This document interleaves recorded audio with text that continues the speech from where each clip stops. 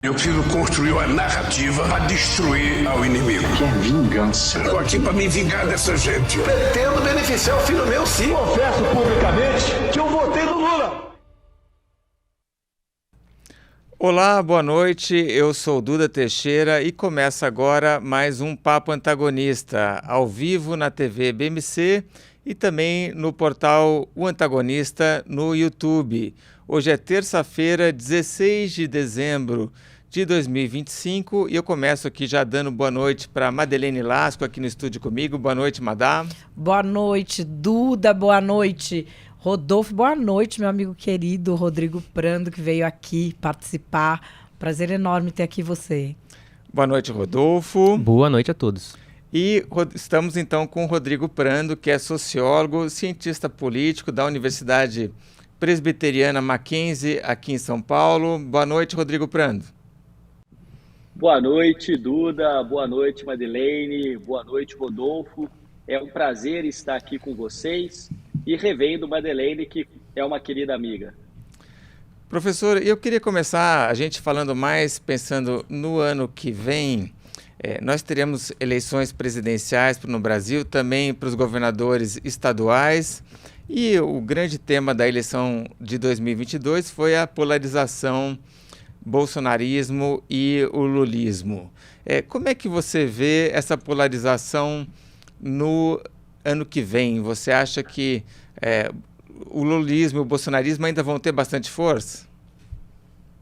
Bom, vamos lá. Duda, sim, terá força. A polarização deve persistir, mas eu não creio que da mesma maneira que nós tivemos em 2022.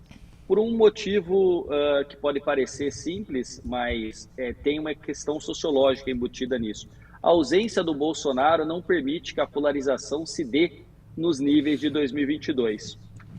Tanto Lula quanto o Bolsonaro são políticos que, à luz da sociologia, da teoria weberiana, nós chamamos de carismáticos. Políticos carismáticos, eles conseguem eletrizar e mexer com a sua base de uma maneira muito ligada às emoções e aos sentimentos. E claro que quando o Weber trouxe essa questão do carisma, nem se imaginava uma sociedade hiperconectada em rede, e hoje nós temos, além de tudo, políticos carismáticos e a formação das bolhas. A ausência do Bolsonaro, Duda, implica na diminuição, no arrefecimento dessa polarização.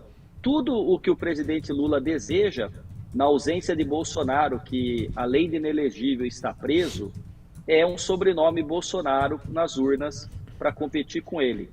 A ausência de um sobrenome Bolsonaro, do clã Bolsonaro, pode implicar uma diminuição da polarização e a abertura de um espaço para figuras da direita, centro-direita, ou até mesmo do campo democrático progressista, que se afastariam deste embate do bolsonarismo e do lulopetismo. Agora, nós sabemos, e as pesquisas indicam isso, o bolsonarismo é maior que Jair Bolsonaro. Rodolfo Borges. Prando, eu queria fazer uma pergunta direta para você. Você acredita na candidatura Flávio Bolsonaro? E aí, só emendando, você acreditaria mais ou menos numa candidatura Michele Bolsonaro? Respondendo diretamente, não acredito numa candidatura de Flávio Bolsonaro, e acredito mais ou menos numa candidatura da Michele Bolsonaro. Flávio Bolsonaro, Rodolfo, começou a falar que havia discutido, conversado com o seu pai e que ele daria continuidade a um projeto político. E logo depois ele disse que a candidatura dele tinha preço. Então, do anúncio da candidatura, falando de projeto, para depois falar que tinha preço, não sei se foram 48 horas. E me parece que o PL da dosimetria, entre outras questões, está embutido nesse preço para tirar o próprio filho do ex-presidente Bolsonaro, o senador Flávio Bolsonaro, e abrir espaço para outras figuras. A mais cotada é Tarcísio. Eu não sei se Michele Bolsonaro disputa ao Palácio do Planalto. Ao que tudo indica, mas isso pode mudar, ela tem pretensões de buscar uma vaga no Senado pelo Distrito Federal, como já foi dito pelos seus colegas jornalistas. Então, objetivamente, pouco provável uma candidatura de Flávio Bolsonaro, a não ser que, de fato, o bolsonarismo se lance sozinho, sem apoio do Centrão, mas talvez mais palatável, mais provável, até pela força que ela acabou construindo no PL Mulher, a participação de Michele Bolsonaro. Mas eu acho que nenhum dos dois se firmam nesse momento. Pode ser que no ano que vem as pesquisas mostrem outra coisa. O que nós sabemos, Rodolfo, é que Michele vai bem melhor do que o Flávio Bolsonaro. E a gente vê, Prando, essa tentativa de emplacar um nome Bolsonaro para a candidatura à presidência da República, sendo que isso aumenta a rejeição. A gente vê aqui um movimento semelhante àquele aquele movimento que o Lula fez quando ele deu a rasteira no Ciro para lançar o Haddad, que assim, dane-se que a direita vai ganhar, não vai ser a esquerda que vai ganhar, mas eu vou ser hegemonia na direita. E o que eu vejo no clã Bolsonaro é o seguinte: qualquer um da direita que se sobressai, eles atacam impiedosamente. Eles botaram aquele tal daquele rapaz, o Alan dos Santos, que não tem sabão no mundo que lave aquela boca de latrina que ele tem, botaram ele para falar mal da Michele. É uma briga pela hegemonia. Na realidade, eles sabem que não vão ter mais a presidência, né? Você sabe, Madeleine, que eu gosto muito de trabalhar com os meus alunos no primeiro ano aqui no Mackenzie, um autor que todos gostam, pelo menos aqueles que lidam com política, que é o Maquiavel. Maquiavel escreveu O Príncipe em 1513 e é um manual da conquista, da manutenção e da ampliação do poder. Nesse sentido, as reações do clã Bolsonaro estão muito ligadas a esses três elementos: conquista, manutenção e ampliação. Bolsonaro conquistou o poder em 2018. No entanto, Bolsonaro é o único, desde que a reeleição foi aprovada, que não conseguiu se reeleger. Fernando Henrique foi reeleito, Lula foi reeleito, Dilma foi reeleito, Bolsonaro, com a máquina na mão, talvez o custo eleitoral mais caro da história do Brasil e talvez do mundo, perdeu para o Lula. E, além de tudo, Bolsonaro está inelegível e preso. Então, não há uma possibilidade, Madeleine, de ampliação do poder. Nesse sentido, o nome da família Bolsonaro é uma tentativa muito forte de conservar algum capital político, ou o que você está chamando, talvez uma leitura gramsciana, de hegemonia na direita. Então, assim, eu lhe diria que eles estão apostando todas as cartas e cada um que se sobressai vai ser atacado, como o Eduardo Bolsonaro faz nos Estados Unidos, como outros fazem aqui, ou como os ideólogos e propagandistas do bolsonarismo fazem com qualquer nome que desponte. E a gente sabe que o nome que tem melhor trânsito no universo do Centrão, no universo político da centro-direita e até mesmo no empresariado, naquilo que se chama de Faria Lima, é o governador de São Paulo, Tarcísio, que vai ter que tomar uma decisão, né? Acredito que em algum momento, ou a paciência histórica de aguardar a sua vez, ou a ousadia de concorrer com Lula, que é um candidato que concorre, Madeleine, desde 1989, quando este professor que vos fala era uma criança de 11 anos, o Lula era candidato à presidência. O ano que vem, quando eu completarei 48 anos de idade, o Lula será o candidato à presidência. É alguma coisa estranha, né? A gente tem a mesma idade, Prando. Jamais perguntaria isso, mas em 89 eu tinha 11 anos. Eu também. E o Lula perdeu no segundo turno para o Collor. Só para pegar uma coisa, Madeleine, se a gente for olhar a trajetória eleitoral, o PT disputou praticamente todas as eleições da Nova República. Ele foi derrotado, o PT, com Lula 2 vezes, em 94 e 98, para o Fernando Henrique.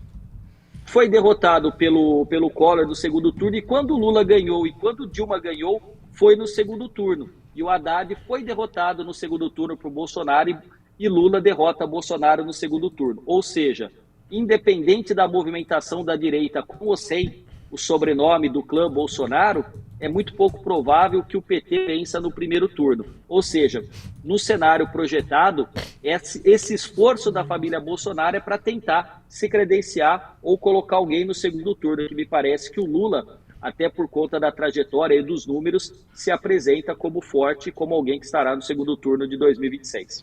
Desculpa, me alonguei muito, perdão. Ai, posso... Ele se alongou, mas eu quero pegar uma rabeira aí, produção. Quero pegar uma rabeira. Você está fazendo aí o apanhado histórico das eleições que o PT ganhou.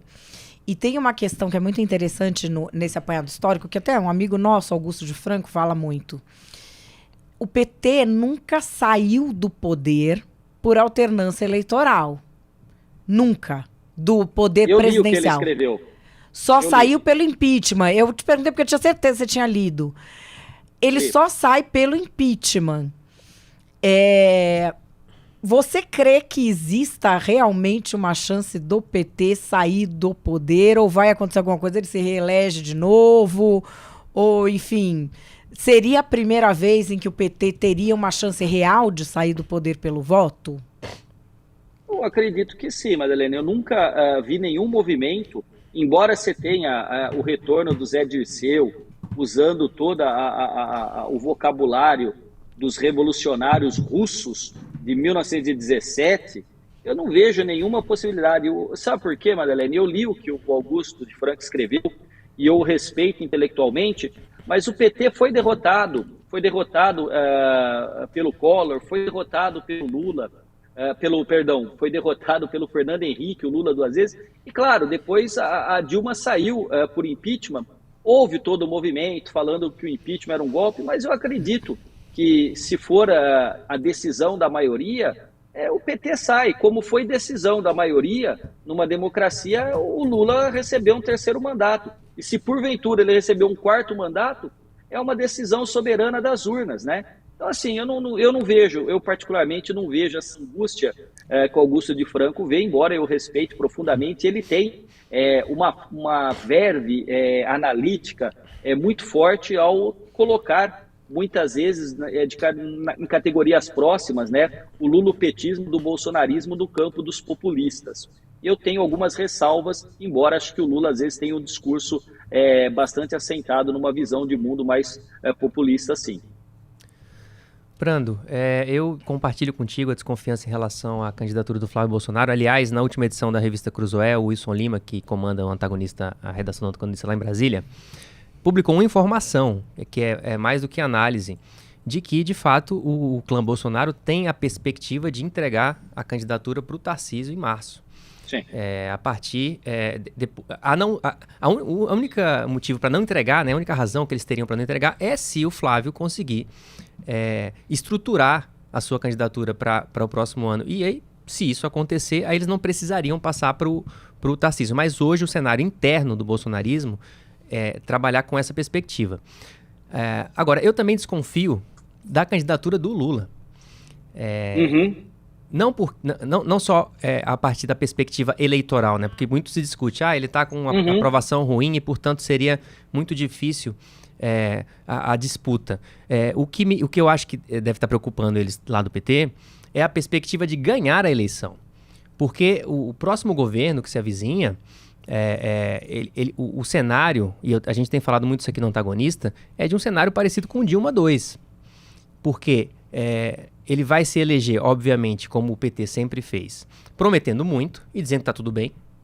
Só que depois que virar o ano de 2026 para 2027, vai acontecer algo parecido com o que aconteceu de 2014 para 2015. E a ministra, entre outros ministros, a ministra Simone Tebet admitiu isso já, publicamente, em programa do governo federal, dizendo que o dever de casa vai ter que ser feito a partir de 27. A minha questão o Lula, se eleito, ou ele vai fazer o dever de casa e vai romper com a perspectiva histórica dele, né, porque ele vai ter que fazer a maldade que ele nunca se prestou a fazer, ou ele não vai fazer a maldade, e aí alguma coisa parecida com o que ocorreu com a Dilma pode vir a acontecer com ele. Como é que você vê esse cenário da perspectiva de um segundo governo Lula? E você acha que isso pode, sim, ser levado em consideração na hora de decidir quem é que vai ser candidato pelo PT ou pela esquerda em 26? Eu creio que sim. A gente pode pensar nessa sua hipótese de uma maneira muito concreta. Tem uma questão que me chama muita atenção, né? O Lula tem idade, estará com 81 anos. Então, você lembra, tempos atrás, quando ele escorregou e bateu a cabeça no banheiro e ficou machucado? Sim.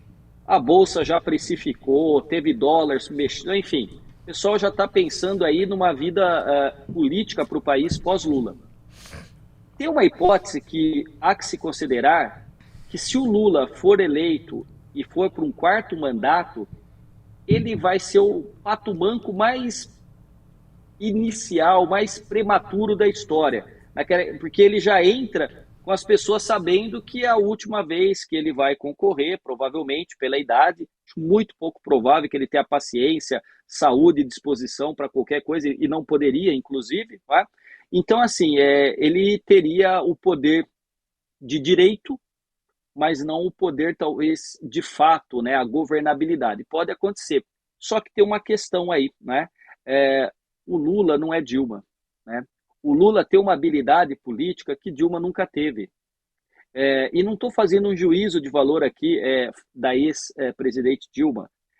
Ela não tinha o traquejo que o Lula tem, inclusive com os adversários.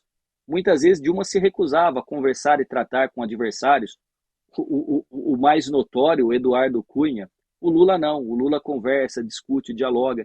A grande questão é que me parece, num cenário de 2026, é que a direita, e vamos pegar a direita, centro-direita, conservadores, extrema-direita, tem muitos que se credenciam para herdar esse espólio político-eleitoral do Bolsonaro.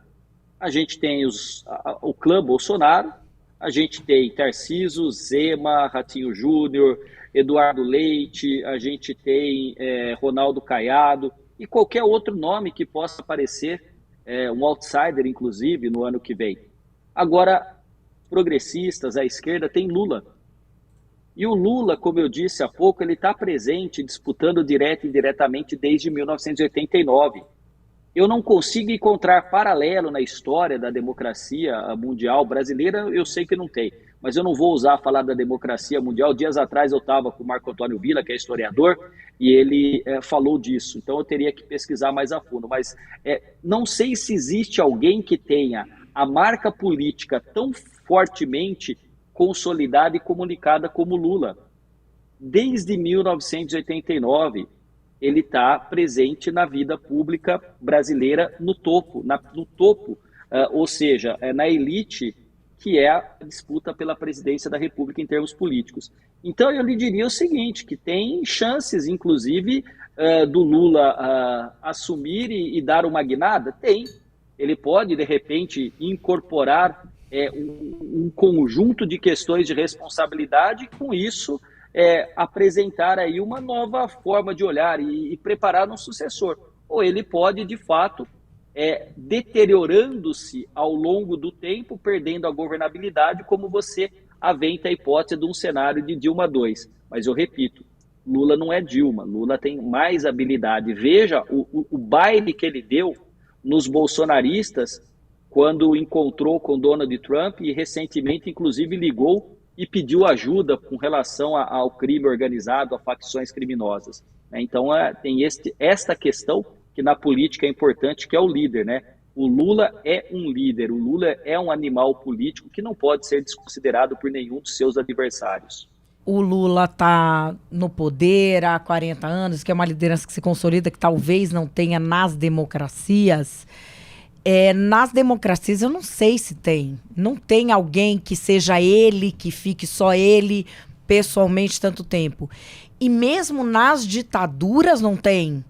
Porque nas ditaduras você tem alguns modelos, né? Você tem um modelo em que é a família, que o pai passa para o filho, ou para o mesmo clã biológico. E aí a gente tem uma impressão de continuidade daquela liderança, mas não é uma continuidade de uma pessoa, é uma continuidade de um clã. Nem o Putin está no poder desde 99, nem o Putin. Eu estou me lembrando casos parecidos. Um que eu convivi, que era o Zé Eduardo dos Santos, arquiteto da paz de Angola, que no fim ele próprio teve que se apear do poder porque chegou a uma exaustão regime, mas eu considero que desses muito longevos ele foi o mais inteligente, sem dúvida nenhuma, que não foi assassinado. A gente tem o Mohamed Hosni Mubarak, lá no Egito, que quando o Mubarak, eu lembro, eu estava no Egito, ele tinha a idade do Lula. E aí eu via os pôsteres dele na cidade. E aí fui num evento que ele estava. Eu não reconheci, porque ele punha pôster de quando ele tinha 40 anos. E tem que é uma situação que o Lula também enfrenta. É uma situação que o Lula também enfrenta. Se ele pudesse, ele põe esposa de 40 anos. E que eu me lembre o Gaddafi, né? Que foi longevo assim também. Longevos desse jeito, eu não me lembro. Principalmente longevo que tenha que passar pelo crivo popular, né? Eu acho que aí, Madeleine, está a grande questão. Ele passou pelo crivo popular, ele passou pelos pressupostos da democracia. Você pode, muitas vezes, não concordar com os pressupostos do Lula, né? Vocês sabem, e o nosso telespectador aqui, quem nos acompanha, conhece o conceito de presidencialismo de coalizão, do Sérgio Abranches. O livro está aqui atrás, num desses ali, o artigo seminal dele, depois transformado em livro com outras questões. Mas você tem um presidencialismo de coalizão. O PT inaugurou, de acordo com a ideia e um livro também do Fernando Henrique Cardoso, que a despeito de ser presidente da República, ex-presidente, político, é um intelectual, um catedrático de ciência política pela USP, chamou de presidencialismo de cooptação, porque durante o mensalão o PT comprou o apoio político e isso foi desnudado pelo Supremo Tribunal Federal num processo, enfim, com Joaquim Barbosa, entre outros ministros que ainda estão aqui. E depois disso, a gente tem a inauguração, que eu chamei num artigo que foi lançado no mais recente livro, que eu reuni as crônicas e os textos que eu escrevi, no bolsonarismo de presidencialismo de confrontação. O Bolsonaro não estava muito preocupado com a coalizão, nem com a cooptação, mas em confrontar. Ele cooptou depois, quando ele entregou a chave para o Arthur Lira, para não ser impeachmentado durante a pandemia, mas a confrontação estava no DNA do bolsonarismo. O Lula 3, esse terceiro mandato, Madeleine, encontra um tipo de presidencialismo que o Lula não estava habituado, que eu tenho chamado, e ainda com muitas ressalvas, é só uma hipótese que eu ainda preciso pesquisar e aprofundar, mas de presidencialismo de submissão. A partir do momento que a gente tem os parlamentares com robustas fatias do orçamento, emendas parlamentares, a atratividade do executivo, com cargos, emendas que ele tinha que liberar ou não, foi perdida. Então o presidente Lula tem hoje um terceiro mandato substancialmente diferente do que ele teve no primeiro e no segundo. E isso se faz concreto, faz uma diferença enorme na forma como o presidente Lula está governando. Então a gente está falando aqui do terceiro ano desse terceiro mandato, em 2025, e o presidente Lula teve praticamente 3/4 do seu mandato a presença do Bolsonaro cotidianamente, né? Desde o 8 de janeiro até agora, inclusive com a discussão da candidatura do filho assumindo o espólio do pai. Então, de fato, a gente não tem uma trajetória tão longeva. Eu poderia dizer que o Lula gosta do futebol moleque, que ele gosta de jogar bola, mas ele já também não tem mais o mesmo pique. De vez em quando ele aparece dando uma corridinha na rampa para mostrar que ele está saudável, os médicos estão dando depoimentos, ou seja, uma tentativa de evitar que ocorra com o Lula o que aconteceu com o Biden, não é? Uma bidenização do Lula. Mas existe a questão clara, evidente da idade. Agora, o PT também, por suas características hegemonistas, eu sempre brinco, Madeleine, que o Lula é sempre aquele menino que sempre quando jogou bola, descia com a bola debaixo do braço e com o jogo de camisa. Se começava a perder, ele subia para casa com a camisa e com a bola, porque ele tem que jogar, ele escolhe as posições e ele entrega as camisas e a bola. Agora, é uma característica não só do Lula, de uma fatia robusta da esquerda, né? Essa coisa do hegemonismo, né, de uma certa centralidade na figura de um líder forte como Lula, mas que é também da cultura política do PT. Só lembrando, o PT se constitui num partido a partir de 3 matrizes muito claras: os movimentos sociais, o sindicalismo que o Lula desponta e as comunidades eclesiais de base. E isso dá força, né? Tem até textos dizendo que o PT primeiro conquistou a sociedade para depois conquistar o poder. O Fernando Henrique, o PSDB, primeiro conquistou o poder e não teve a mesma perspectiva ou condições de conquistar a sociedade. Por isso que o PSDB ficou 2 mandatos com o Fernando Henrique e depois praticamente foi desintegrado.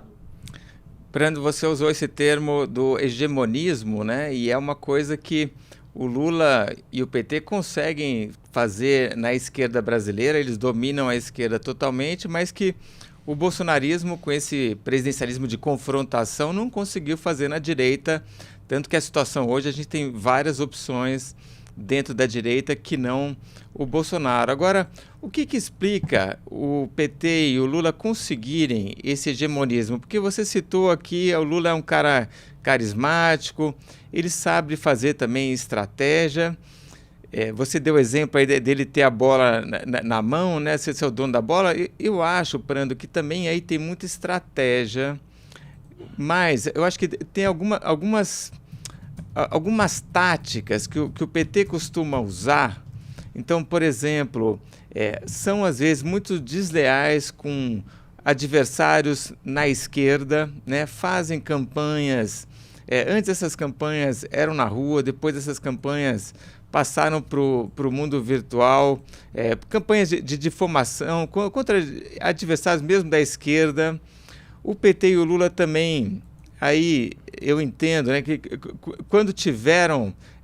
quando tem poder nas mãos, seja na prefeitura, governo do estado ou no governo federal, conseguem de fato instrumentalizar esse poder, né? Quer dizer, tem também aí um manual petista para conseguir essa hegemonia que no fim acaba meio que solapando a democracia. Aliás, esse é um tema também que o Augusto de Franco, que vocês citaram aí, fala muito disso, né? Fala.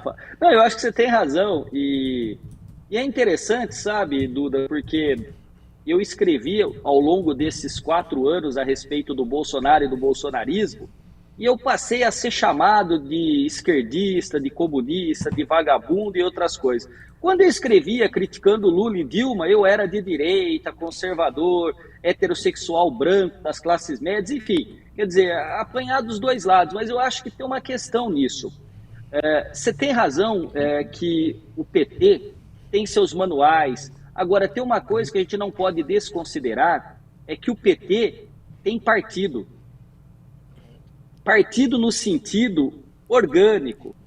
O Bolsonaro nunca foi um líder de partido, o Bolsonaro passou por partidos. Bolsonaro é a acepção mais clara do líder populista que se entrega aos arreganhos autoritários, desprezando partidos e instituições.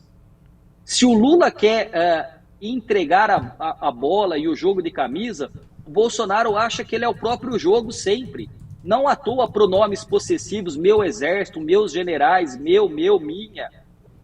Então, assim, o PT, enquanto partido, ou a esquerda e os progressistas têm aquilo que, já que quem começou usando o termo hegemônico aqui foi Madeleine, o PT tem intelectuais orgânicos, pensando na leitura gramsciana. Tem figuras que produzem, que escrevem, que estão na mídia, que se posicionam nas universidades, nas redações. Isso é óbvio, não é uma novidade para quem estuda e para quem entende. Me parece que o bolsonarismo e o próprio Bolsonaro não tinham.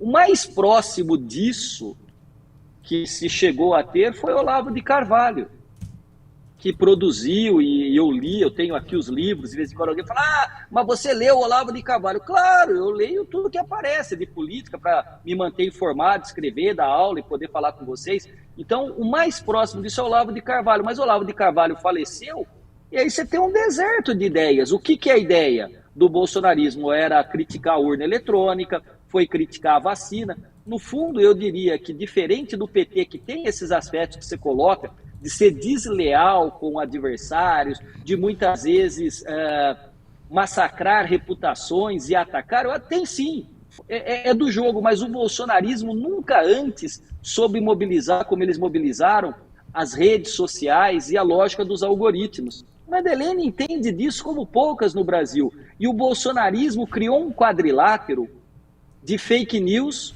pós-verdade, negacionismo e teorias da conspiração. E esse quadrilátero aqui, criado pelo bolsonarismo, ele ia apertando a democracia. E aí as instituições responderam, mostraram-se resilientes, responderam. O bolsonarismo tensionou a sociedade, o tecido democrático, não conseguiu romper.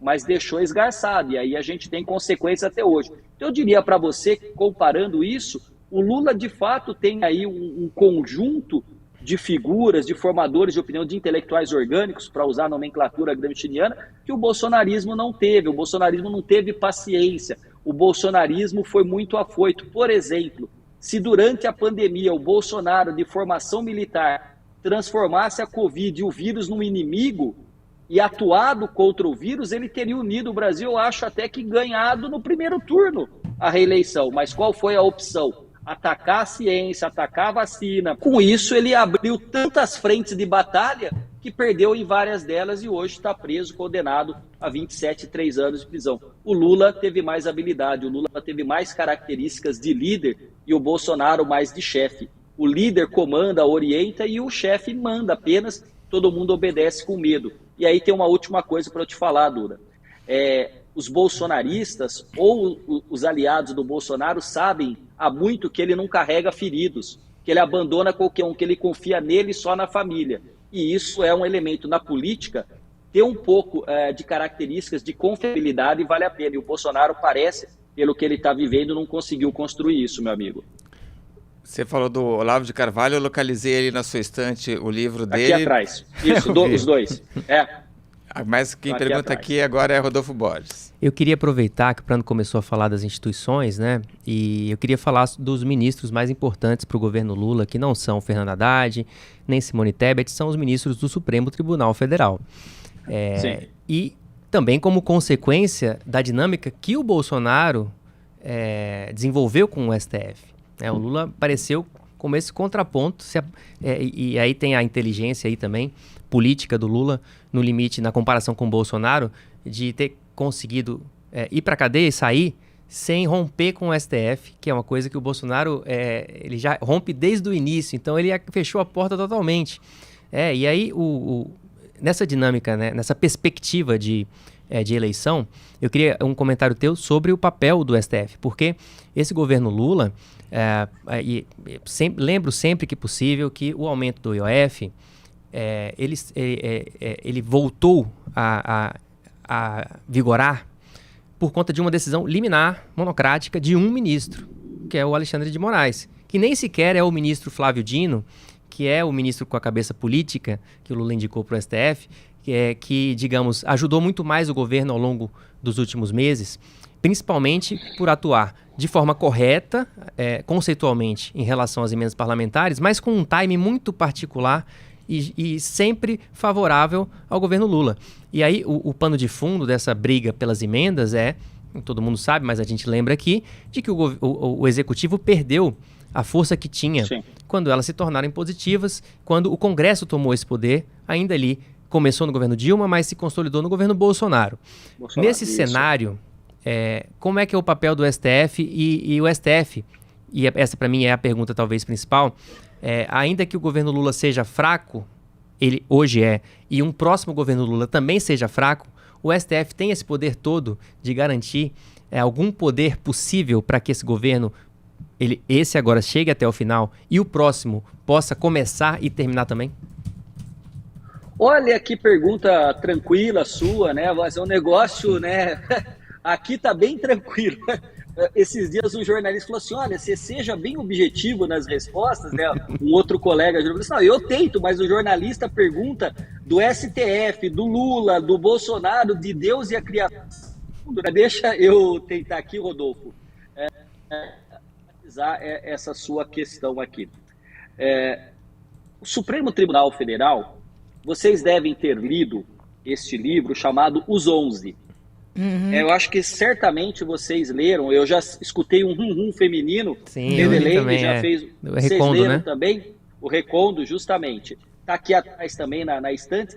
E ele dizia que antes você tinha 11 ilhas, que cada ministro decidia monocraticamente e tudo mais. E a gente teve aqueles arroubos retóricos, né, em que um ministro atacava o outro, enfim. Nunca foi muito simples. O bolsonarismo, naquilo que eu chamei de presidencialismo de confrontação, quando percebe que a vacina de fato vem e vai arrefecer a pandemia, e eu estou fazendo essa pesquisa, há uma mudança discursiva voltando para as urnas e para o ataque ao Supremo Tribunal Federal e à Justiça Eleitoral. E aí o Supremo Tribunal Federal reage no espírito de corpo com uma certa unidade nunca antes vista. Por quê? Porque a sobrevivência não dos ministros individualmente, mas da instituição foi colocada em xeque por conta dos discursos que estão todos aí gravados e inclusive fazem parte do processo que levou à condenação do núcleo crucial do golpe. Então o Supremo Tribunal Federal, muitas vezes, e tem acontecido, exorbita o seu papel. E aí seria interessante que a gente pudesse chamar os 11 ministros, os 513 deputados, os 81 senadores, o presidente da República, e todo mundo fosse ler junto, sentado numa grande roda em Brasília, o espírito das leis de Montesquieu, que trabalha com a divisão tripartite do poder. Agora, o Montesquieu, do iluminismo, pré-revolução francesa, não se coloca de uma maneira tão evidente numa sociedade hiperconectada em que a gente tem que diferenciar, fazer crítica aos ministros do Supremo, e vocês fizeram e fazem, eu as fiz, mas é diferente de dizer que a esposa ou a filha do ministro tem que ser estuprada e queimada em praça pública, que o ministro tem que ser degolado e o seu corpo arrastado por um jipe.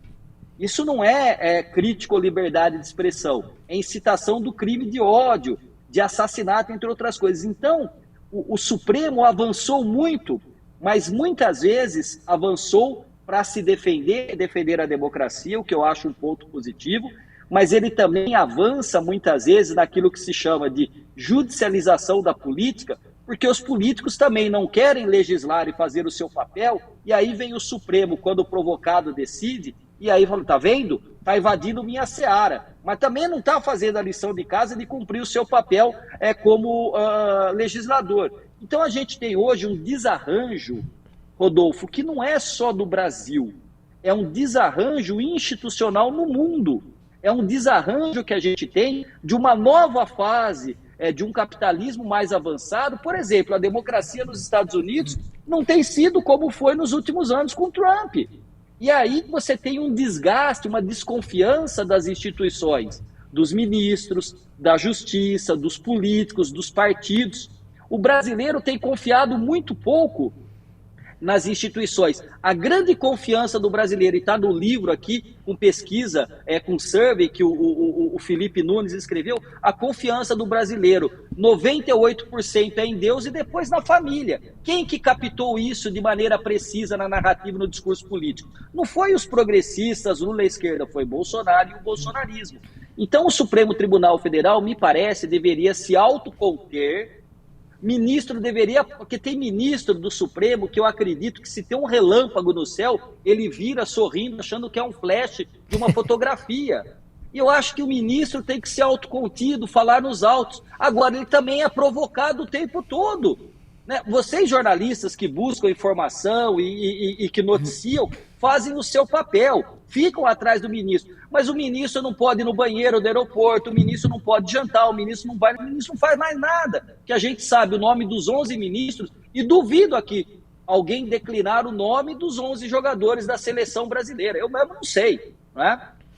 Ô Prando, isso que você está falando do STF, eu vivi essa mudança como assessora. Eu fui assessora da presidência na presidência do ministro Gilmar, 2008, 2009. Bom, a gente está aí com o Rodrigo Prando, a gente vai continuar falando de Supremo Tribunal Federal. Só para o pessoal se localizar, esse livro, Os 11, tem um livro clássico da literatura norte-americana que chama The Nine, que são os 9 ministros da Suprema Corte dos Estados Unidos à época, e que são retratados em profundidade, cada gabinete. Quando eu trabalhava lá, se falava muito nesse livro, o ministro do Direito, falecido, costumava presentear as pessoas com esse livro. Todos eles achavam muito interessante a forma como o jornalista retratou. Não era uma forma elogiosa, tá? Era uma forma documental, fática, e que mostrava uma coisa que era assim, eram ministros profundamente diferentes entre si, mas aquelas diferenças promoviam, no fim, um equilíbrio da corte. E aí, assim, quando eu trabalhei lá, que eles falavam que cada ministro é uma ilha, mas a força maior lá sempre foi a corte, o corporativismo. Então, assim, eles brigavam em público.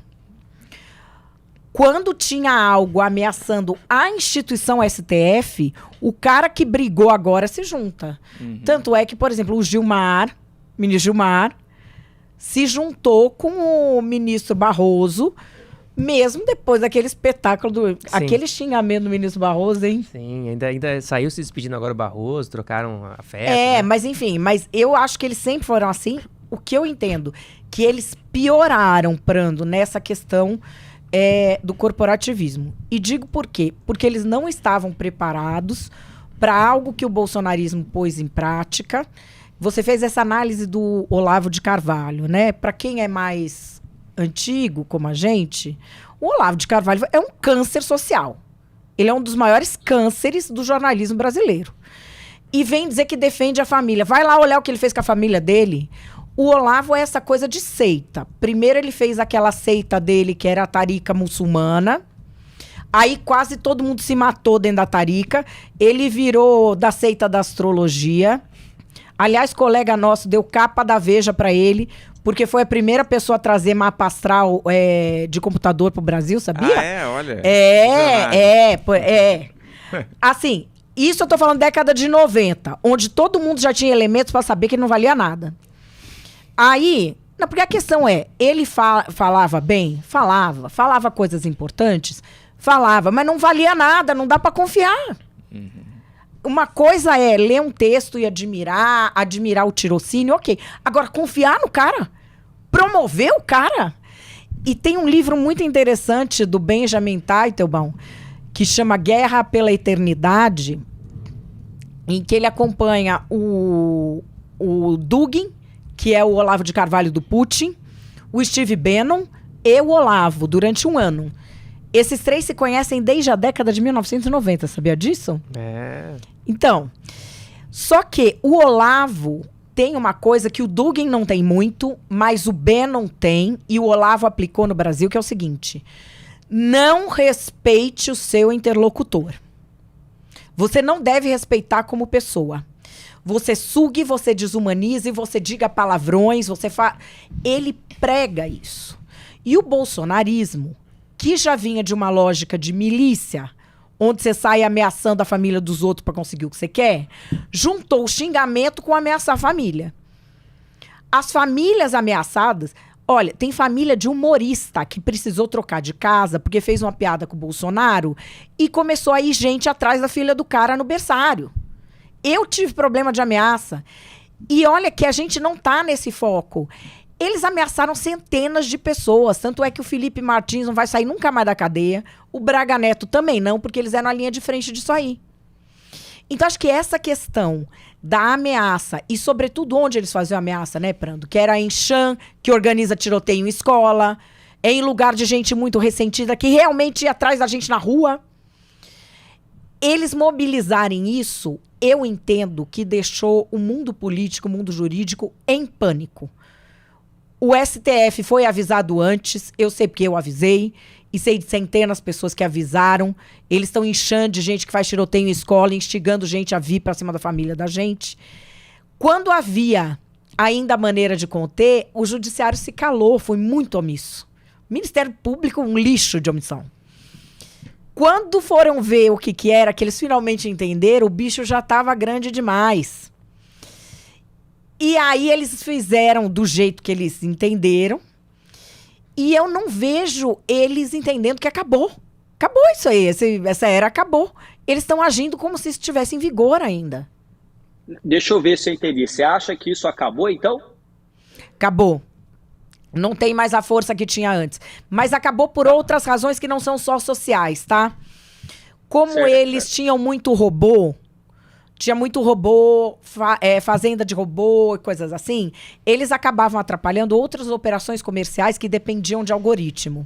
Então, o que a gente tem é que muita gente da área de informática começou a desativar os esquemas deles. Então, eles não têm mais o mesmo ataque. Tipo, esses dias o Carlos Bolsonaro me atacou. 2018, Carlos Bolsonaro me atacava e a gente na escola do meu filho, aparecia gente na minha igreja, deixava um recado no para-brisa do meu carro. Dessa vez, tiraram o sarro da cara dele. Entendeu? Mudou. Os doidinhos ficaram xingando, mas não extrapolou mais da internet para fora. porque quem promovia, a cabeça de promover essa máquina para extrapolar, os caras estão na cadeia ou fora do Brasil. Eu concordo contigo, e eu não sei se desapareceu. Sim. Eu não diria... Tá, eu estou entendendo o seu raciocínio. Eu diria que está no pior momento deste grupo, mas eu acho que, a depender da conquista do poder, essa força pode ser reativada.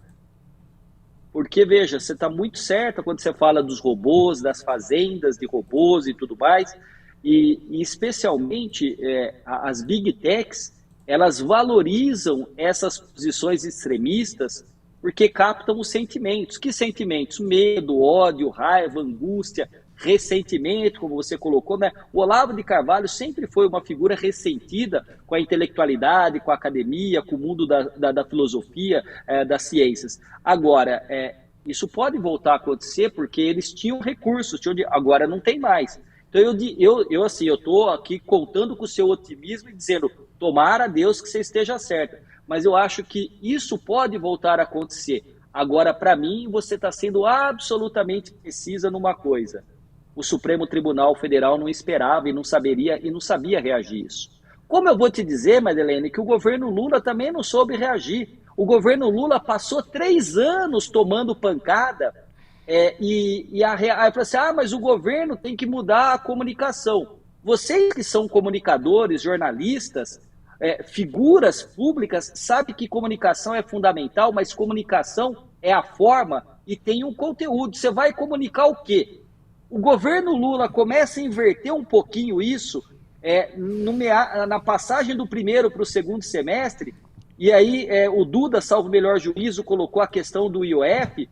Quando o governo é derrotado no IOF, já se lança uma campanha dizendo Congresso e Hugo Mota inimigo do povo brasileiro. O PT adora a polarização. Polarizou com o PSDB 8 anos e disse que o PSDB deixou para a gente, o Fernando Henrique, uma herança maldita. Se a gente pegar o Fernando Henrique, o PSDB, que controlou a hiperinflação, estabilizou a economia, se isso for herança maldita, não dá mais para pensar o que é bendito ou maldito nesse país. Só que o governo Lula não teve condições de reagir. E quando reagiu, reagiu mal e tardiamente. E aí, eu queria voltar lá para o século, para o Maquiavel, em 1513, quando ele fala que o governante tem que ter virtude e fortuna. Fortuna não é dinheiro. Fortuna, do italiano, é a sorte, é o acaso, é aquilo que chega para você sem planejamento, que aconteceu, é o acaso. Agora, virtude são as qualidades construídas pelo governante, que o Maquiavel chamava de príncipe. A grande questão é que o Lula tem uma certa característica intelectual e de liderança que, quando cai no colo dele, ele aproveita. E eu te digo o quê? As pesquisas começaram a mudar no meio do ano, com essa coisa do PT e do Sidônio Palmeira e da comunicação começar a colar no Congresso, que era um Congresso que defendia as bets, bilionários e banqueiros. Começou a dar certo. E aí a família Bolsonaro contribui muito com o tarifaço do Trump e o Eduardo Bolsonaro, jogando no colo do Lula o inimigo externo, o ataque à soberania, porque o inimigo externo ele já estava construindo na narrativa que era o Congresso e o Hugo Mota, como me parece nesses últimos dias, voltar com muita força isso.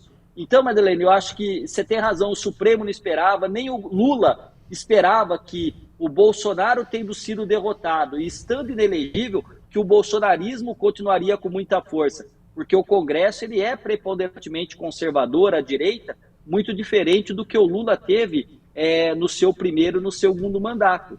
Então, essas questões estão na ordem do dia porque a lógica algorítmica ela trabalha com isso. E você sabe, vocês devem ter acompanhado, foi feita uma pesquisa lá da minha cidade de São Carlos, da Universidade Federal de São Carlos, com a USP, mostrando que houve um aumento, isso salvo o melhor juízo foi o ano passado, um aumento de filiação aos partidos. E a pergunta dos pesquisadores, e na academia a gente sempre tem um problema de pesquisa, a gente faz uma pergunta e depois busca responder. A pergunta era, se numa sociedade como a brasileira, em que as pessoas atacam a política e os políticos, por que está aumentando a filiação partidária? E aí sabe o que eles descobriram? Que as pessoas estavam se filiando ao PT ou ao PL, não porque gostavam do PT ou do PL e comungavam dos valores e da ideologia, é porque odiavam o outro lado. E eles chamaram isso de engajamento pelo ódio. Então eu quero crer de fato, Madeleine, que você esteja certa e que esse ódio arrefeceu, mas eu acho que isso está sempre ali nas fímbrias da sociedade brasileira e basta um fio desencapado, isso volta e a gente passa a ter tudo isso que nós vivemos nos últimos anos. Você fala disso, Prando, com relação ao bolsonarismo, eles tiveram cabeças cortadas, instrumentos que eles tinham para conduzir o algoritmo do jeito que eles queriam, também já não existem mais. Financiamento foi cortado, que eles têm essa falácia da campanha mais barata do mundo, que é um canavial de otário para acreditar nessa história. Mas, enfim, como tiraram o dinheiro também, eles tinham um robô lá, você bota $25 num robô, ele faz 1.500 disparos, que são posts por minuto durante um dia, entende? Eles tinham coisas assim que funcionavam. Isso não funciona mais dentro da plataforma. Então, eles tinham que ter dinheiro para buscar outras alternativas, que neste momento não tem. Mas você tem razão, pode voltar a ter. Agora, na esquerda, algo que eu entendo que mudou muito a comunicação do Lula é investir nos influencers de ódio e ressentimento. Eles investiram pesadamente em influencers antissemitas, financeiramente, pesadamente. Eu, pessoalmente, entendo influencers neonazi mesmo, porque morte aos judeus, tem que morrer. Eles não são só antissemitas, eles são neonazi. Mas, enfim, a classificação geral é como antissemitismo. Eles falam também do antisionismo, mas assim, judeu tem que morrer na câmara de gás, não é antisionismo. E também naqueles que trabalham com o ressentimento profundo na característica do bolsonarismo. O influencer que mais cresceu no Brasil esse ano, político, vocês sabem quem é? Quem? O Jones Manuel, que é aquele rapaz que aparece muito sem camisa. Eu imaginei que fosse ele. Ele aparece sem camisa e ele prega a violência física contra liberais e burgueses. E pagam, não sei de onde vem esse dinheiro, esse homem viaja o Brasil inteiro fazendo esse tipo de discurso para jovens, né? Que é um discurso muito parecido com o bolsonarista, mira nesse jovem que tem um ressentimento com mulher e que, de repente, ele quer ser um herói de algum jeito, mas também não tem talento para porcaria nenhuma, então ele vai lá ser agressivo. Eu vejo assim, com muita preocupação esse tipo de movimento crescendo. E desastradamente, a comunicação do Lula deixa de piorar quando ele recorre a isso, né? Olha, eu vou te dizer uma coisa. Eu não tenho os dados para afirmar isso, mas eu vou aqui no que você está falando e, para mim, é o oposto da política tudo isso. Para que serve a política? A política ela existe para que a gente possa, numa sociedade que há conflitos e que não há concordância, nem se espera unanimidade, mas que os conflitos, a divergência, o dissenso, seja resolvido por meio do diálogo, seja resolvido dentro das instituições e a partir da lei. Quando você ataca as instituições, não segue a legislação e não quer dialogar, aí você encontra o pior, e o pior muitas vezes está presente nas redes sociais e quando sai das redes sociais e vai para as ruas. E de um lado ou de outro, tá? E aí eu não quero partidarizar, porque para mim, qualquer discurso de ódio, qualquer pregação de violência se afasta dos pressupostos da civilização e daquilo que a gente pensa como política. A política tem problemas? É claro. Os políticos têm problemas? Muitos. As instituições têm problemas? Tem. Mas a ausência das instituições, da política e dos políticos significaria retornar naquilo que os clássicos da política chamavam de estado de natureza, hobbesianamente falando, com Thomas Hobbes, quer dizer, é a força bruta no encontro de cada um tendo direito a fazer aquilo que quer, só sendo impedido pelo outro, pela força e pela vontade do outro. Então, me assusta muito como a gente tem, nos últimos anos, deteriorado um debate público, porque, na verdade, a política ou a vida tem sido guiada por algoritmos e redes sociais. E eu disse isso e repito, você, Madeleine, eu sei disso, é uma das maiores estudiosas e que trabalha com esse tema há anos. Eu leio o que você escreveu, tem livros seus aqui também, aqui atrás, porque eu os li, porque você estuda. Então, a mim, como um professor, cabe, na minha sala de aula, explicar as potencialidades virtuosas da política, sem deixar de reconhecer os seus problemas. Agora, eu sempre lembro para o meu aluno e para a minha aluna, jovens que estão com 18 anos, dizendo o seguinte: existem políticos democráticos, republicanos, políticos competentes, e existem picaretas, corruptos e até alguns que cortavam seus adversários com motosserra. O que eles têm em comum? Eles foram eleitos. Então, a qualidade da democracia, em larga medida, diz respeito à qualidade como nós em sociedade vivemos. Não há democracia sem democratas. E democrata é aquele que olha para a realidade sem partidarizar, claro que tem dos seus valores ideológicos, mas entender que alguns princípios são inegociáveis. Brando, a gente vai Falei precisar... muito de novo. Tá, a gente vai precisar entrar daqui a pouquinho no intervalo. Eu preciso só fazer uma pergunta para você. Você vai poder estar com a gente depois ou a gente precisa se despedir? Não, eu consigo, porque a campainha tocando não era meu filho, mas minha esposa que já foi buscá-lo lá. Então eu consigo ficar... O papo tá ótimo aqui, eu consigo ficar com vocês. Eu achei que ele tinha se retirado do treino e vindo para cá. Ficarei com vocês ainda. Ótima notícia. Então, a gente vai precisar entrar no intervalo aqui da TV BMC. A gente segue com vocês no intervalo no canal do YouTube do Antagonista. Convido vocês que estão assistindo a gente para assinarem aqui no QR Code aqui desse lado, para poder ler as matérias tanto do Antagonista quanto da revista Cruzoé, revista que sai toda semana na sexta-feira de madrugada. A gente está, a última edição foram 15 textos, né, Rodolfo? Deu maior trabalho. Sim. Cada vez mais textos. E a gente volta logo depois do intervalo. Até mais. Bom, seguimos aqui no intervalo. Volto. Madá quer conversar Eu quero falar só uma coisa. Já que a gente está no intervalo, que tem só os antagonistas aqui, que estão vendo a gente no YouTube, é o seguinte: você tem um cupom de desconto, que é um presente que eu te dou. Um presente que a equipe te dá é trazer cada vez mais opiniões, trazer cada vez mais pessoas, mais textos.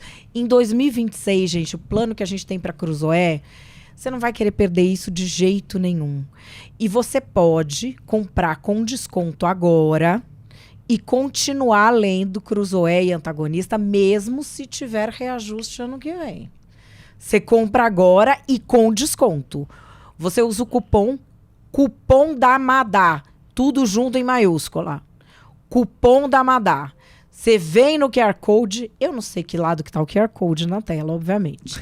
Mas tem um QR Code, tem um link aqui embaixo na descrição. Você vai lá, entra na oferta do combo Cruzoé Antagonista e escreve cupom da Madá.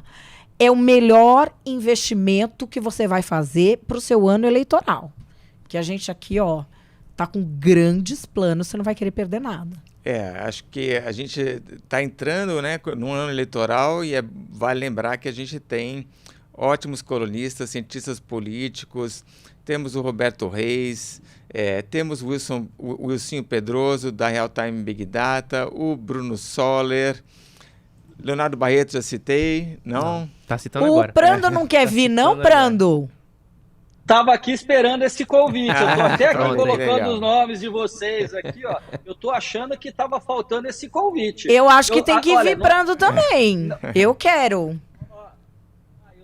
Eu acabei de escrever aqui, você pode perguntar para sua produção. Eu não vou usar os termos que eu usei na escrita, mas assim, baita papo bom. Tô adorando, acabei de escrever aqui.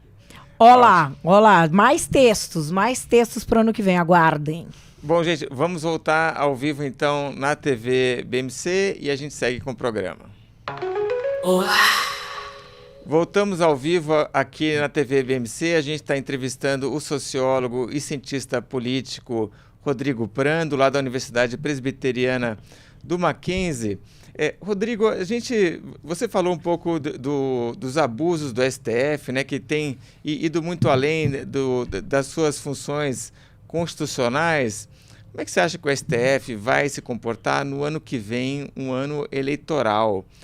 Pergunto isso porque o STF tem se colocado aí como a última barreira contra a barbárie, contra a que preserva a democracia brasileira, isso, claro, na narrativa dos próprios ministros, né? E a gente teve, semana passada, aquela decisão do Gilmar Mendes para tentar blindar os ministros do STF de possíveis impeachment de ministros, dizendo que tem que ele passar pela Procuradoria-Geral da República ou que precisa de 2/3. Então, já revela uma preocupação do STF com um possível resultado eleitoral nas eleições de 2026 que possa ter depois algum impacto no STF.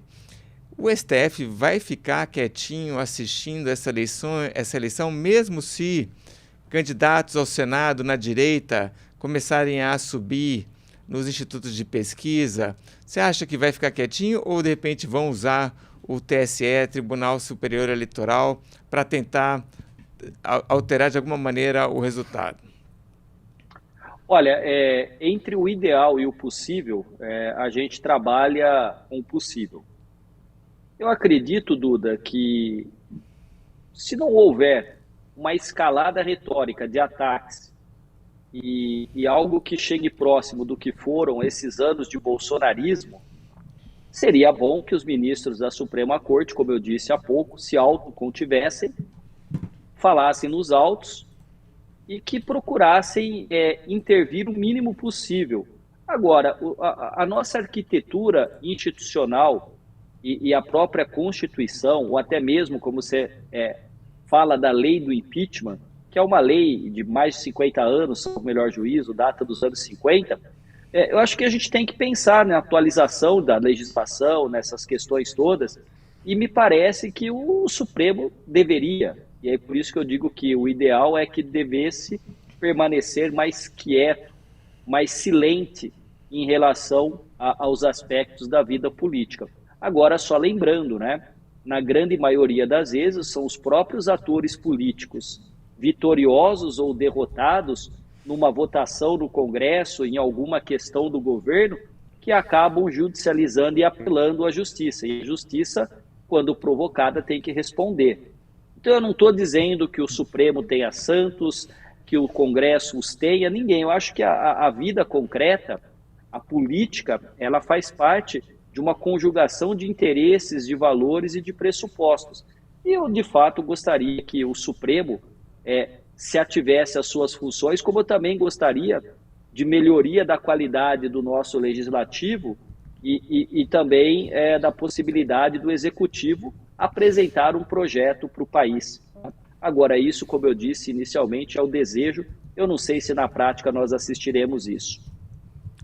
Rodolfo Borges. Brando, você falou sobre essa questão do STF ser provocado, né? Os ministros do STF gostam também muito de falar disso, porque eles dizem, olha, a gente está só reagindo. Mas eu fui buscar aqui, né? Você botou aí os 11 na roda, o livro, e eu escrevi uma resenha sobre esse livro na época que ele saiu, e tem uma coisa que nunca saiu da minha cabeça desde que eu escrevi, desde que eu li esse livro, que é um comentário do ex-ministro Sepúlveda Pertence, já falecido, né? Faleceu em 2023, quando ele comenta que o Plano Collor, 1990, foi questionado no STF. E ele diz que o STF optou, isso é uma coisa maluca hoje você pensar nisso, em não entrar na história. E a frase dele a aspa, né, que ele deu para o Recondo, autor do livro, vai que dava certo. Ele falou isso. E aí, assim, a questão o processo que ocorreu, principalmente ali depois do Mensalão, mas que já vinha ocorrendo antes, porque o STF já tinha começado a mexer com células-tronco, com outras questões que passou a considerar que o Congresso com as quais o Congresso não estava lidando, passou a lidar com elas, veio o Mensalão, deu uma musculatura para o STF, né? E desde então, dá para contar nos dedos, e talvez, eu só lembro de uma questão, uma vez, que foi muito recente, que o ministro Edson Fachin, que hoje é o presidente do STF, optou por não entrar numa história, que se tivesse entrado ia ser uma maluquice, de fato, que era mexer na taxa básica de juros. O PDT foi ao STF e falou, olha, tá errado isso aí, o Banco Central não sabe mexer com os juros. E aí eu digo assim, por sorte, e não sei se é por sorte, porque esse algoritmo que distribui os processos no STF, ele sempre dá um jeito de cair na mão que se espera que devesse cair.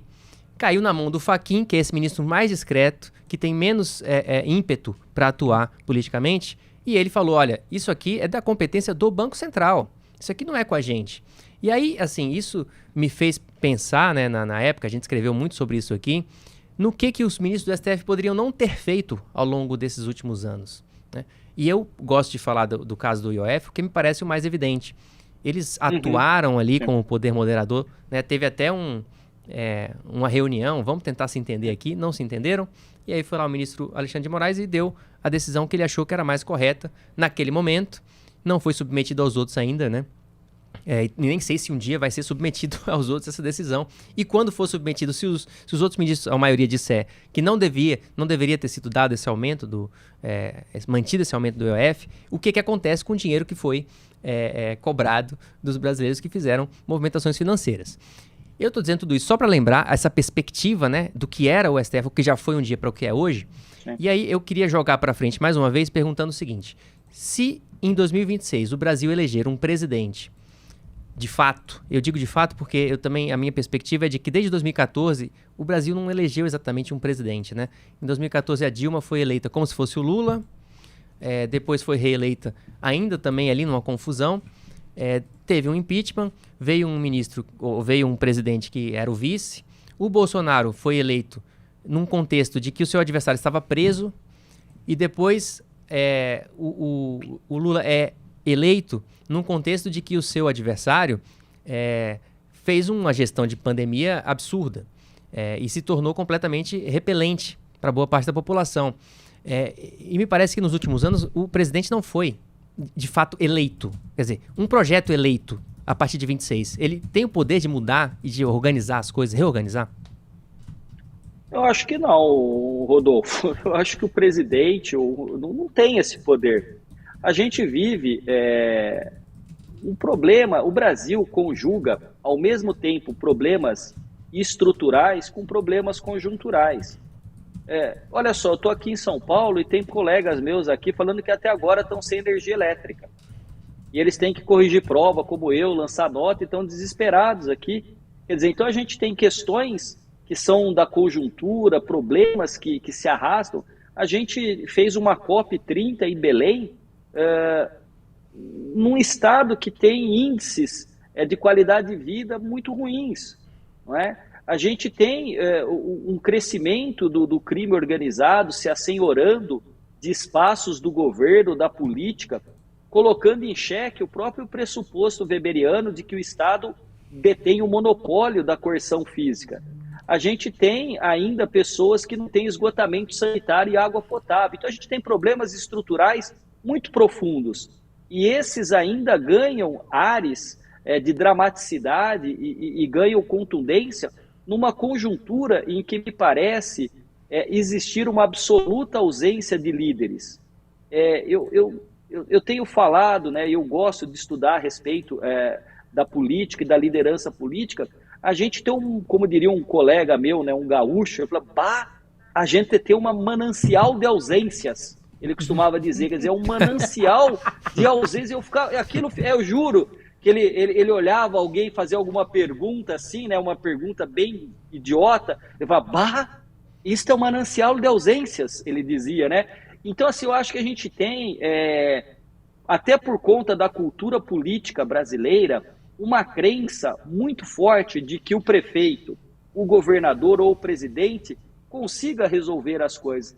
E eu acho que ele pode orientar e liderar mudanças, mas essas mudanças, e aí não está falando o cientista político, fala aqui o sociólogo, essas mudanças têm que vir de um desejo da própria sociedade. A sociedade não pode eleger um pilantra e um picareta e depois falar é um corrupto, mas se eu no meu cotidiano da minha família, no meu imposto de renda, no caixa do supermercado, no estacionamento em fila dupla na rua, eu acho que isso é normal. A gente tem que buscar, enquanto sociedade, um projeto. Agora, que projeto é esse se a gente tem as pessoas, particularmente com os dedões extremamente desenvolvidos para mexer rapidamente no smartphone, e se embrenhar neste mundo virtual, esquecendo do mundo real, que é o país que nós vivemos. Então, assim, independente do Supremo Tribunal Federal ou da política, as questões partem da própria ausência, muitas vezes, de uma postura de cidadania ativa para nós brasileiros. É muito interessante apontar o dedo para Brasília, chamando o político de corrupto, ou falar que ministro do Supremo Tribunal é um ditador. Quando eu em casa grito com todo mundo, não deixo ninguém falar e a minha palavra é a última. Mas o ditador é o Alexandre de Moraes, o ditador é o Gilmar Mendes. Eu acho que é um desencontro entre a retórica e a prática, muitas vezes, dos brasileiros, de muito facilmente atacar, mas esquecer que a gente precisa, de fato, reordenar as nossas vidas, apostando nas virtudes da política e tentando escolher melhor os nossos representantes. Eu acho que não é só uma questão da eleição de 26. Prando, você tocou num ponto tão importante agora, eu queria voltar ao livro do Felipe Nunes. O Felipe tem nesse livro dele uma coisa que ele cita que me impactou muito, que o menor índice de confiança interpessoal do mundo nos países que foram medidos é o nosso, é o do Brasil. As pessoas não confiam nas outras. E eu vejo isso que você fala do cara que é autoritário, do cara que é desonesto e elege um político que é autoritário e desonesto como ele. Eu vejo até como um mecanismo psicanalítico. Porque assim, o ruim é o Xandão, eu sou bom. O ruim é o Bolsonaro, eu sou bom. O ruim é o Lula, eu sou bom. Porque aí ele não tem a dor de enfrentar as próprias falhas e nem o trabalho de se corrigir. Eu vejo que as pessoas estão tão desesperançadas. É um país com uma dívida, população endividada, ninguém viaja mais para o exterior, está comprando até menos comida, tamanho de pacote de comida diminuindo e a falta de confiança. Eu não vejo nenhuma sociedade humana que cresce sem confiança. Isso é um dado que me preocupa demais. Quanto menos a gente confia, pior a nossa situação fica. E eu não vejo reversão disso. Eu vejo a polarização como o ápice da desconfiança moral. Eu tirei aqui o meu fone, mas vocês estão me ouvindo bem? O microfone está captando? Perfeito, é que o fone acabou aqui. Agora não tem mais fio, né? Você compra o celular e compra isso aqui que quase custa o preço do celular. Mas vamos lá. Madeleine, tem um livro aqui atrás do O Animal Social, do Aronson, e ele trabalha muito fortemente com essa questão da confiança. E o livro recém-lançado do Felipe Nunes, da Quest, trabalha que o brasileiro confia preponderantemente em Deus, no Deus cristão e na família. Na sociologia, nós temos um conceito que é o conceito de socialização. Em larga medida, nós somos o que somos pela socialização, ou seja, pela nossa família, pela escola, pela igreja, o ambiente de trabalho, a universidade. A nossa socialização hoje é uma socialização absolutamente diferente daquela que eu, você, Rodolfo e Duda vivenciamos. Os jovens hoje estão absolutamente presos não só à lógica algorítmica, mas ao celular. Um livro, um best-seller, o autor veio ao Mackenzie, chama-se A Geração Ansiosa, mostrando o impacto do uso de telas e dos celulares na nossa sociabilidade, ou, em outras palavras, na nossa socialização. Então eu quero lhe dizer, Madeleine, que cada vez menos a gente tende a confiar. E a sociedade brasileira é uma sociedade absolutamente violenta. Certa feita eu fui fazer uma palestra, e nessa palestra eu fiz um cálculo de padeiro. Havia morrido no Brasil aquele ano 600 mil, acho que entre mortos e assassinados e no trânsito. E eu fui olhar os países que estavam em guerra e estatisticamente era mais tranquilo passear por Bagdá enquanto ele estava sendo bombardeado pelos norte-americanos do que você pegar um ônibus ou andar num trecho de uma periferia, de uma cidade, de uma grande cidade brasileira. Então a gente tem, como eu disse, problemas estruturais, mas há uma falta de confiança e a sociologia e os pensadores sociais brasileiros já se debruçam a essa ausência de solidariedade já desde a década de 30. Ou até antes, né? Se a gente for pensar antes da geração de 30, do Sérgio Buarque, Caio Prado e o Gilberto Freire. E você tem razão. Não se constitui uma sociedade ou um planejamento para uma vida coletiva se eu só confio no núcleo familiar. E aí você entende o quanto foi eficaz a captura pelo bolsonarismo da camisa da seleção brasileira, da bandeira, da família, de Deus, não é, da pátria. Então tudo, Madalene, eu vou votar aqui no Mackenzie, né? Eu voto aqui perto de casa, eu vou votar no Mackenzie. No dia da eleição eu vi um rapaz de camisa verde e amarela chutar um poodle porque estava com um bonezinho vermelho. Ele queria bater no cachorro porque o cachorro era petista. Ele foi contido por outras pessoas. É algo absolutamente surreal que a gente... E eu estou falando disso de um nível pequeno para coisas que você, eu sei que viveu. Você aqui acabou de falar de ameaça, mas para muitas outras coisas. A gente tem um déficit de confiança porque os elementos socializadores estão falhando profundamente. Nós não chegamos naquilo que o Emile Durkheim chama de anomia, mas a gente está muito próximo de uma sociedade em que a ausência de regras imperaria uma patologia social. É muito problemático, sobretudo quando nós pensamos que fatias do governo ou das instituições estão sendo tomadas por facções e pelo crime organizado, o que é o contrário da política em sua essência. Você estava falando desse autor que vocês levaram aí, que é o Jonathan Haidt. Eu sou apaixonada por ele, cito em todos os meus livros. Você falou da Geração Ansiosa, que é esse novo de 2024, mas ele tem também um mais antigo, A Mente Moralista.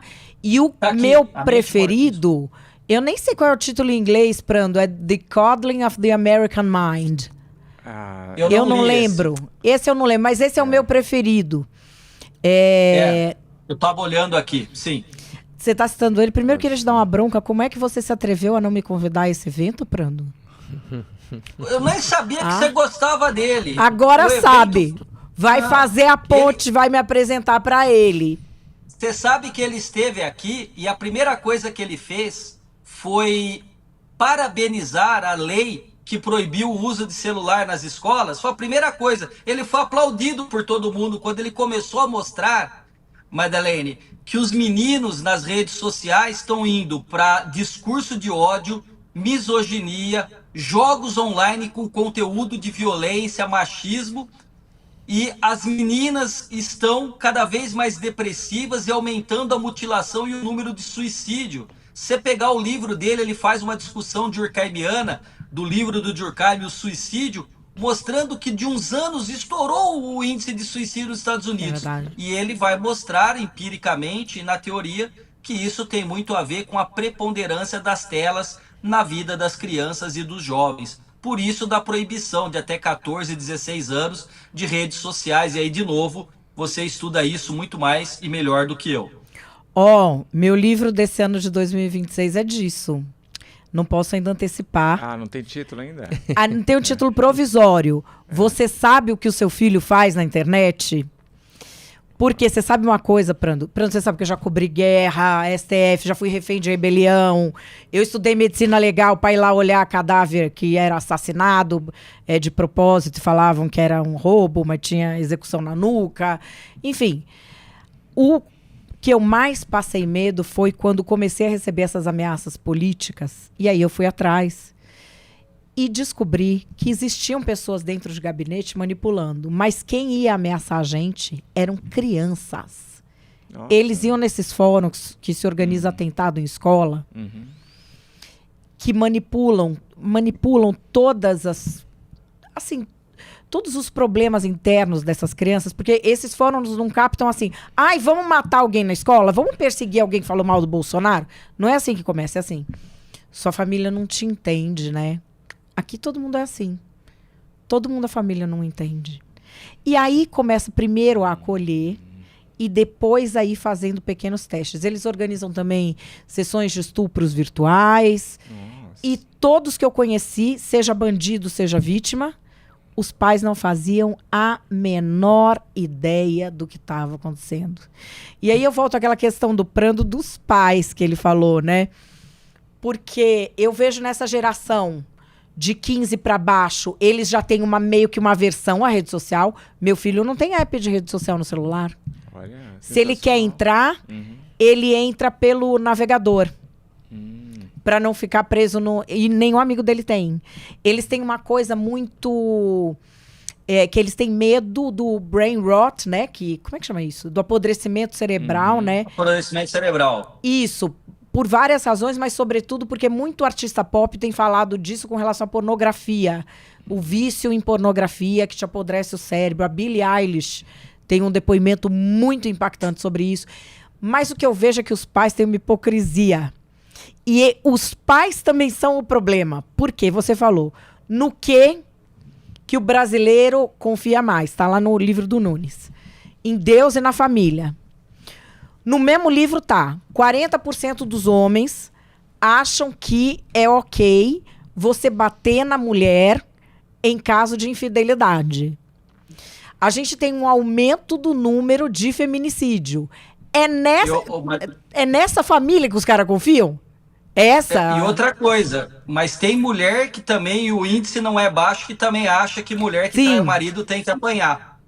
Sim, então, sim. Também, né? Então, é essa a família brasileira em que as pessoas confiam? Porque a pessoa... Eu vejo uma dissonância cognitiva. A pessoa fala da instituição família, mas o que ela tem é um amontoado de comportamentos tóxicos, tentativa de controle, permissividade e falta de afeto, de contato e de responsabilidade com os filhos. Quanto pai de Instagram a gente tem? O cara que é pai de Instagram não devia ter um amigo na vida. Mãe de Instagram não devia ter um amigo na vida. Aquele que só é pai, só é mãe quando tá no Instagram, né? Olha, tem uma discussão, o meu filho tem 11 anos, né? E minha esposa e ele não tem celular ainda e a gente está postergando. Eu já sinto a necessidade, já falei com ele, de um celular em que ele possa fazer e receber ligações. Só, sem redes sociais, conforme orienta o Reddit. Mas a gente também tem uma questão que é a seguinte, a vida é tão corrida que muitas vezes eu vejo aqui em São Paulo os pais com os filhos num restaurante, num shopping, e a primeira coisa para eles não se sentirem incomodados e poder ter liberdade é deixar o celular com os jovens e com as crianças. Então, essa dissonância cognitiva que você se refere, ela está no bojo familiar e ela está no campo da política. Porque a dissonância cognitiva, ela é a criação de uma realidade paralela e as pessoas vão habitar essa realidade paralela não levando em consideração os dados próprios e os fatos históricos concretos da realidade. Enfim, mas é uma discussão que eu acho que dá um outro papo antagonista e eu não sei se vocês querem... Eu não sei se vocês querem voltar à discussão da política brasileira. Essa me encanta demais, mas o que eu vejo é que, assim, seja com algoritmo ou sem, um congresso representa o seu povo. Sim. Não tem como a pessoa falar eles são corruptos.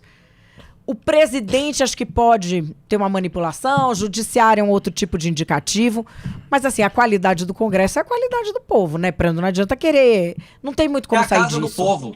Exato, não tem como sair disso. Prando, eu fiquei impressionado com essa descrição que você fez do Brasil, que você falou, bom, então prioriza Deus, né, valoriza Deus, valoriza a família, ainda que a família seja... Não tem nada a ver com a família, com o que eles falam. Você falou da questão da violência e eu algumas cenas aparecendo aqui na minha cabeça, né? Porque você fala dessa questão da violência, as nossas taxas de homicídio não se comparam, né, com outros países. A gente tem normalizou essa questão do assalto de celular que pode redundar na morte da pessoa, né? A operação contenção lá no Rio de Janeiro contra o Comando Vermelho. Semana passada, a suspensão do Glauber Braga lá na Câmara, né? Dando pontapé na bunda. Quer dizer, a gente vê essa violência, a questão da família também, ainda que a família não seja muito mais perto do Nelson Rodrigues, né, do que uma família puritana, a família ela importa muito quando você tem, por exemplo, distribuição de cargo, né, nepotismo. Então, você projeta uma família na política e fala de uma outra política que tem valores morais, né? Mas, na verdade, a família continua presente, mas é uma família com outros valores, né? Então a gente tem, né, vê claramente que essa formação de um país que não nasceu ontem, e isso tem muito a ver com toda a nossa história de ter sido, né, uma república que nunca conseguiu se completar de fato, né, onde ainda existem um grupo de privilegiados, a família continua interferindo muito na vida pública, e um pouco esse descaso com esse mundo social, né, de que não tem solidariedade, não consegue viver com outras pessoas do outro lado da rua, né? O Brasil carrega muito dessas coisas. Agora, esse mundo, no final, das questões digitais, no fim, só tende a piorar tudo, essas nossas características, tristes características que a gente tem como nação, no fim, isso dos celulares, das redes sociais, só vem a piorar tudo isso, né? Não, Duda, eu acho que agudiza, né? Torna bastante agudo aquilo que a gente já tem. Desse meu lado aqui esquerdo, e claro que está aparecendo na direita da tela, mas desse meu lado esquerdo está o livro do Gilberto Freire, Casagrande Senzala, uma trilogia, né? Mas Casagrande Senzala tem como subtítulo, né? Formação de uma sociedade patriarcal, escravocrata e híbrida. Então, assim, a família ela é objeto de atenção do pensamento social brasileiro ou dos sociólogos e cientistas, antropólogos também, há muito tempo. A gente precisa problematizar algumas questões e não pode tomar como certo ou como natural esse índice de violência que nós temos. A gente tem que atacar e enfrentar isso de uma maneira muito clara e muito séria. E aí, nesse sentido, e quando Madeleine traz uma discussão falando do conceito de dissonância cognitiva, muita gente entra em dissonância cognitiva por acreditar que violência e os seus vários estilos e modos de atuação violenta de indivíduos e grupos se resolve apenas com a presença estatal com violência vigorosa. Claro que é necessário o enfrentamento. Agora, o campo progressista, a esquerda, não enxerga dessa maneira e tem uma dificuldade de construir uma narrativa. E eu acho que o tema da violência, ele deve ser explorado bastante no ano que vem. Bem lembrado a operação policial no Rio de Janeiro, e entre outras coisas, caberia uma pergunta. A política, os políticos, que projeto apresentam para um país como o Brasil? Um país que, quando eu estudei, a gente tinha lá a memória, 8.511.962 quilômetros quadrados. Nós não temos, Duda, guerras. Madeleine sabe o que é conflito e guerra, ela cobriu. Nós não temos divisões religiosas que levem a conflitos.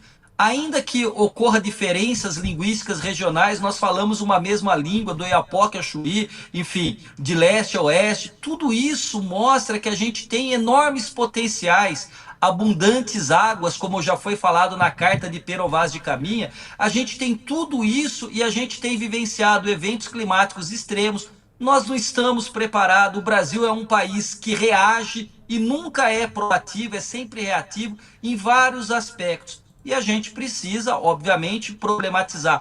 Esse bate-papo hoje aqui, para mim, está sendo espetacular. Eu estou ganhando o semestre, entre outras coisas, por estar discutindo esses temas que quase nunca dá tempo. É tudo tão rápido, é tudo só o Bolsonaro, é o Lula, é não sei quem, né? E aqui a gente está discutindo questões para além da superfície e tentando aprofundar alguns aspectos que merecem nossa atenção. E por isso eu tenho que parabenizá-los, os três, porque estamos aqui discutindo conjuntura e estrutura, olhando ao mesmo tempo a árvore e a floresta. E eu acho isso tão raro, cada vez mais raro na sociedade brasileira e entre aqueles que se comunicam e fazem análise.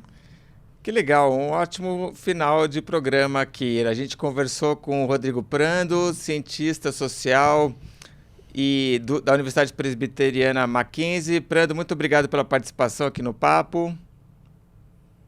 Duda, eu não sei se dá para colocar aquela tela que estavam todos juntos, mas eu quero agradecer a você, quero agradecer a todos, tudo bem, mas eu quero agradecer a todos vocês pela participação, pelo diálogo, e eu fico à disposição. Quero desejar, Rodolfo, você também e a Madeleine, um grande abraço, um fraterno abraço, e sigamos juntos, porque o Brasil precisa disso e a gente está dando uma colaboração que pode ser pequena, mas eu acho que no cômputo ela é muito importante para essa sociedade que nós vivemos e tanto gostamos. Muito obrigado, um abraço a vocês três.